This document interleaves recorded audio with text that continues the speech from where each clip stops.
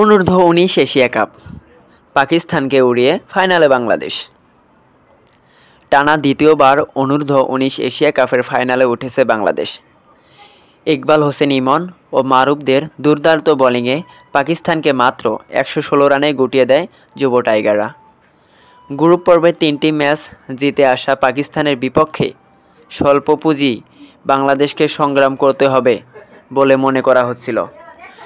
অধিনায়ক আজিজুল হাকিম তামিমের ঝড়ো 50-তে সেই সংখ্যা উড়িয়েছেন, জয় তুলে নিয়েছেন ৬০ উইকেটের বড় ব্যবধানে। দুবাই আন্তর্জাতিক ক্রিকেট স্টেডিয়ামে আজ শুক্রবার যুব এশিয়া কাপের প্রথম সেমিফাইনালে মুখোমুখি হয় বাংলাদেশ ও পাকিস্তান অনূর্ধ্ব-19 দল। ছোট লক্ষ্য তাড়ায় যুব টাইগাররা দেখে শুনে শুরুর পর স্ট্রাইক রেট বাড়িয়েছেন প্রয়োজন মতোই। মাত্র ৩৯ বলে ব্যক্তিগত 50 তুলে নিয়ে